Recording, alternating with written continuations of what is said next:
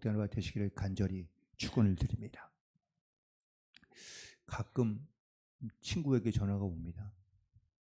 그런데 이제 뭐 좋은 일이 있다, 아니면 뭐 좀 얼굴 좀 보자, 뭐 다양한 이유로 친구가 가끔 보자고 전화 오는데, 그런데 어떨 때는 친구가 보고 싶어 나가기도 하지만 또 어떨 때는 사실 귀찮아서 나가기 싫을 때도 있고요. 또 어떤 친구는 나가서 얼굴을 보고 싶기도 한데 어떤 친구가 부르면 사실 귀찮아서 혹은 또 별로 보고 싶지 않아서 나가지 않을 수도 있습니다. 물론 자기의 상황과 자기의 모습과도 어쩌면 중요한 어떤 선택의 이유가 되기도 하지만, 또 하나 중요한 것 중에 이유 중 하나가 누가 부르냐에 따라서 사실 자기의 어떤 선택의 기준이 달라지게 되는 것들도 볼 수 있습니다. 자, 그렇다면 과연 우리는 이 부르심에 대하여, 특별히 주님께서 나를 부르시는 이 부르심에 대하여 우리는 과연 어떻게 나아가고 있는가라는 어떤 이러한 영적인 자세에 대한 부분을 오늘 말씀 속에서 우리 가운데 말씀하고 있다고 볼 수 있는데, 예수님께서 이 땅 가운데 오셔서 제자들을 택하여 부르십니다. 그런데 부르실 때마다 그 주님의 부름의 목적이 분명히 있는 것을 알 수 있습니다. 특별히 마가복음 1장 38절에 있는 말씀에 보면 예수님께서 그 부르심의 목적을 이렇게 말씀하고 있는데, 우리가 다른 가까운 마을들로 가자, 거기서도 전도하리니 내가 이를 위하여 왔다라고 말씀하고 있습니다. 예수님께서 이 땅 가운데 오신 목적이 분명합니다. 그래서 제자들을 부르시고 계신 것이죠. 특별히 주님께서 이 땅 가운데 오신 목적은 바로 하나님 나라의 복음을 전하기 위해서라고 말씀하고 있습니다. 예수님이 이 땅 가운데 오셔서 사람들의 어떤 인기를 끌거나 아니면 많은 사람들이 모이는 것을 좋아하고 또한 사람들에게 칭송받는 것을 좋아하는 것이 예수님께서 이 땅 가운데 오신 목적이 아니었습니다. 예수님의 관심사, 예수님의 목적은 사람들에게 복음을 전하는 것, 특별히 이 복음이란 그렇게 많은 사람들에게 어떠한 좋은 소식, 그 소식을 전하는 것이 목적이 아니라 그 복음은 바로 그 영혼을 구원하는 데 목적이 있다는 것을 분명하게 말씀하고 있는 겁니다. 우리를 다른 말로 표현하면 그리스도인이라고 부릅니다. 그리스도인이란 과연 어떤 사람인가? 그건 바로 우리가 예수님을 따라 주님의 말씀과 혹은 주님의 뜻을 따라 순종하며 살아가는 사람들이라고 말할 수 있습니다. 그렇다면 우리도 주님과 똑같은 삶을 살 수는 없지만 그래도 우리도 주님을 닮아가는 삶을 살아가야 되지 않을까? 그렇다면 주님께서 우리에게 과연 무엇을 원하시고 또 우리에게 무엇을 기대하고 계실까? 오늘 예수님께서 그 부르심의 목적을 분명하게 말씀해 주고 있는데요. 바로 14절부터 15절까지에 있는 말씀입니다. 이에 12를 세우셨으니 이는 자기와 함께 있게 하시고 또 보내사 전도도 하며 귀신을 내쫓는 권능도 가지게 하려 하심이라 라고 말씀하고 있습니다. 여기에 두 가지 목적이 등장하죠. 첫 번째 목적은 바로 자기와 함께하기 위해서 부르셨다라고 말씀하고 있습니다. 즉 제자들을 부르신 이유는 예수님께서 자기와 함께 동행하며 또한 자기를 통해서 무언가를 깨닫고 혹은 자기와 비슷한 삶을 살게 하기 위하여 우리를 부르셨다라고 말씀하고 있습니다. 예수님이 제자들과 3년 반을 같이 함께 동행하셨는데 과연 예수님께서 왜 그들과 함께 먹고 자고 함께하는 삶을 살게 하셨을까요? 그냥 좋은 어떤 학당에서 그냥 매주 이렇게 아니면 매일마다 뭐 좋은 말씀을 가르치고 혹은 그들에게 어떠한 뭐 지적인 능력을 갖게 해서 그들도 역시 많은 사람들에게 좋은 가르침을 줄 수 있는 어떤 선생으로 만약에 삼고자 했다면, 그렇다면 굳이 이렇게 함께 다니면서 예수님의 모습을 혹은 예수님의 삶을 보여주거나 아니면 그것을 느끼게 할 필요가 없었을지도 모릅니다. 사랑하는 성도 여러분, 주님께서 우리를 부르신 데는요, 우리를 부르신 것은 그냥 성경 말씀을 잘 배우고 듣고 읽고 가르치는 좋은 교사로만 부르신 것이 아닙니다. 좋은 교사란 과연 어떤 사람일까? 아이들에게 성경 말씀을 잘 가르치고 또한 어떤 이런 말씀에 대하여 좋은 이야기를 잘 들려주는 것만이 사실은 좋은 교사는 아닐 겁니다. 좋은 교사란 아마 그 아이들이 물론 일주일에 뭐 잠깐 한두 번 보는 그 짧은 시간일 수 있긴 하겠지만, 하지만 그 삶에서 보여주는 그 모든 모습들이 다 가르침의 도구가 되고 또한 그것이 바로 진정한 가르침의 내용이지 않을까. 예수님도 제자들을 불러 그들과 함께 하셨다라고 말씀하고 있는데, 함께 하시기 위한 목적은 바로 그 제자들에게 자기의 삶을 통하여 모습을 통하여 말로 가르치지 아니한 모든 것들을 그들이 깨달아 알며 느끼고 기억하며 살게 하기 위해서라고 말씀하고 있는 겁니다. 그리고 두 번째, 오늘 부르신 목적을 보니까 또 보내사 전도도 하며 귀신을 내쫓는 권능도 가지게 했다라고 말씀하고 있는데, 이거는 세상에 파송하기 위해서 주님께서 부르셨다라는 겁니다. 그냥 단순히 예수님께서 제자들을 부르신 이유가 잘 가르치고 잘 사는 것으로 끝나는 것이 아니라 그들이 다시 세상에 나가 그 함께 보았고 들었고 느꼈고 깨달았던 것들을 세상의 다른 사람들 가운데 증거하게 하기 위하여 부르셨다라고 말씀하고 있습니다. 여기서 전도한다라는 것인데 그들도 이 전도라는 말이 가서 복음을 전한다라는 말도 있지만 그들과 함께 한다라는 겁니다. 마치 예수님께서 제자들을 불러서 함께 하셨던 것처럼 제자들에게도 그 복음을 전하는데 말로만 입으로만 전하는 것이 아니라 그들과 함께 해서 함께한 그 말씀 삶의 복음을 가지고 증거하게 하신 것이고, 더불어 하나님께서 주신 또 다른 하나님의 예수님의 또 다른 능력은 바로 귀신을 내쫓는 권능도 가지게 하셨다라고 말씀하고 있습니다. 특별히 예수님께서도 말씀만 가르치고 전한 것이 아니라 이 귀신을 내쫓는 권능을 가지고 행하신 것을 볼 수 있는데, 그런데 귀신을 내쫓는 권능이 왜 필요할까? 혹은 우리 가운데 왜 이런 권능이 우리 가운데 우리도 간구하며 기도하며 이 권능을 사용해야 될까? 그건 바로 그 영혼을 구원하고 그 영혼을 살리는 데 필요하기 때문입니다. 주님께서 우리 가운데 이 필요한 권능도 우리 가운데 가지라고 명하십니다. 그 권능은 내가 내 능력을 가지고 그 능력을 사용하여 귀신들을 쫓는 것이 목적이 아닙니다. 하나님께서 우리 가운데 때로는 은사도 주십니다. 그 은사가 각자마다 다를 수 있습니다. 그런데 하나님께서 우리 가운데 이런 귀신을 내쫓는 권능을 주신 이유는 그 영혼을 사로잡고 있는 악한 영을 떠나가게 하고 또한 그 영이 다시 주님 손에 붙들려 회복된 삶을 살기를 주님께서 가장 기뻐하고 원하시기 때문입니다. 우리는 모든 부분에서 주님을 경험하며 또한 하나님의 살아계신 것을 우리가 고백하며 살아가야 될 줄로 믿습니다. 특별히 내 영이 누구에게 붙들려 혹은 또 어떤 능력에 붙들려 우리가 살아가고 있는지를 반드시 돌이켜보기를 간절히 소망합니다. 나도 역시 주님의 권능에 붙들려 살아갈 수 있는 그런 복된 성도 또한 믿음의 삶을 살아가는 성도들 되기를 간절히 소망합니다. 주님께서 마태복음 28장 19절부터 20절까지에 있는 말씀을 우리 가운데 말씀해 주시는데, 그러므로 너희는 가서 모든 족속으로 제자를 삼아 아버지와 아들과 성령의 이름으로 세례를 베풀고 내가 너희에게 분부한 모든 것을 가르쳐 지키게 하라.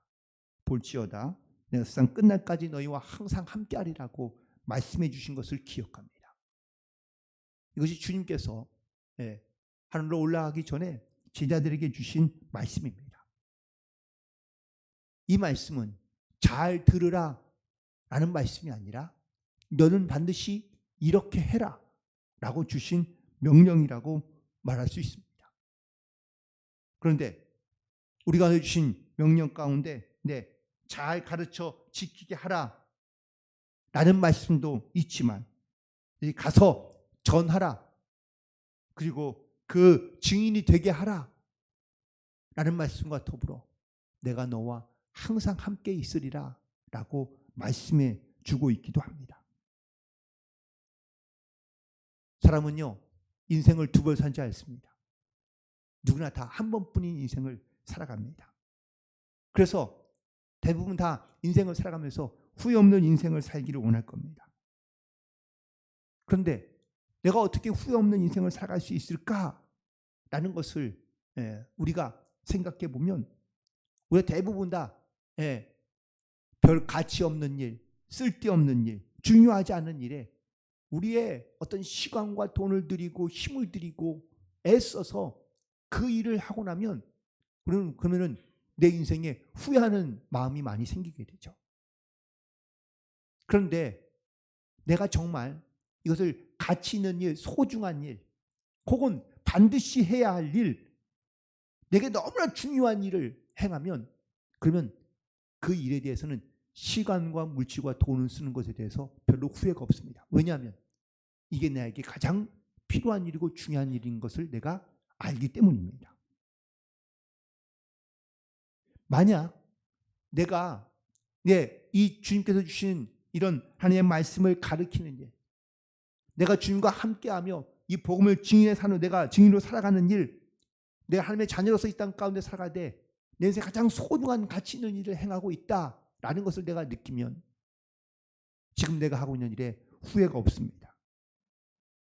그런데 내가 하는 일에 대하여 시간이 아깝고 혹은 또 불필요하거나 아니면 하고 싶지 않은 일을 억지로 하고 있다면 그러면 후회할 수밖에 없을 것입니다.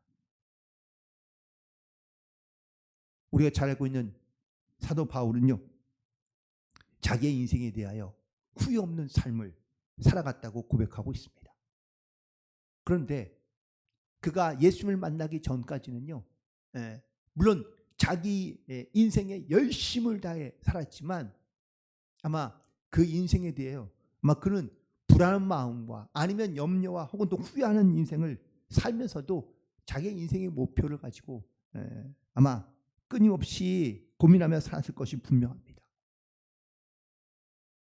그런데 예수를 만나고 난 다음에 심지어 자기가 가는 길이 고난의 길, 죽음의 길, 이 길을 가고 있다는 것을 알면서도 그는 자기의 인생에 대하여 그는 후회하지 않고 있는 것을 알 수 있습니다. 그 이유는 딱 한 가지입니다. 바로 자기를 부르신 그 주님의 길을 또한 그 복음을 전하는 길이 내 인생에 가장 가치 있는 것이고 소중한 것인 것을 그가 깨달았기 때문입니다.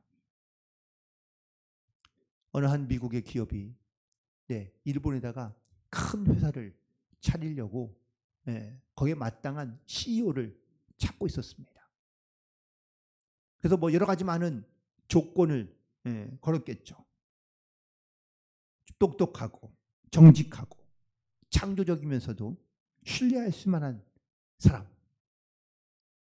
뭐 일본어는 당연히 잘해야 되고 또 어떤 경영적인 능력과 경험치가 있는 사람. 이런 사람을 찾기 위해서 뭐 일본에 있는 모든 그런 도시들과 혹은 또 곳을 돌아다니면서 거기에 적합한 대상을 찾았는데 딱 한 사람이 후보에 오르게 되었고 그리고 자기의 조건에 딱 맞는 사람을 선택하게 되었습니다. 그래서 그 사람을 찾아가서 아주 회사에서 파격적인 조건을 내걸고 그 회사의 CEO가 되달라고 부탁했는데 이 사람이 단컬에 거절하는 겁니다. 그래서 너무 우리가 제안한 것이 적었나 싶어서 더 좋은 제안을 만들어 가지고 조건을 가지고 다시 왔는데 이번에도 단칼에 거절하는 겁니다. 그래서 혹시 다른 회사에서도 이 사람에게 관심이 있거나 아니면 이 사람을 데려가는 것이 아닌가 싶어서 이번엔 마지막으로 정말 더 파격적인 조건으로 그 사람에게 조건을 제시하고 그리고 회사의 CEO가 되려고 부탁했는데 그런데 이 사람이 또 단칼에 거절하는 겁니다. 도대체 우리 조건이 왜 마음에 안 드냐? 라고 물어보았더니 아니요. 당신들이 제안한 조건과 그리고 제안은 너무 파격적이고 너무 마음에 들고 좋다. 엄청나다. 라고 이렇게 얘기했는데 그런데 당신들이 원하는 이 자리보다 지금 내가 하고 있는 일이 더 소중하다고 생각하기 때문에 나는 이 일을 할 수 없다라고 얘기했다는 겁니다. 그런데 이 사람이 하고 있는 일이 뭔지 아세요? 일본에 있던 선교사로 아이들을 가르치는 일 그리고 작은 사람들을 돌보는 일이었다고 합니다. 큰 회사의 CEO로서 자기의 능력을 사용하고 또한 자기의 능력을 나타낼 수 있는 것보다 다른 사람이 보기에는 사실 별것도 아닌 일이고 작은 일인 것 같지만 그 아이들을 가르치는 일에 혹은 또한 복음을 전하는 일에 그분은 가장 가치 있는 일이라고 여겼기 때문에 그 모든 것들을 다 내려놓을 수 있었다라는 것이죠. 과연 우리의 인생의 가치는 과연 어디에 있을까요?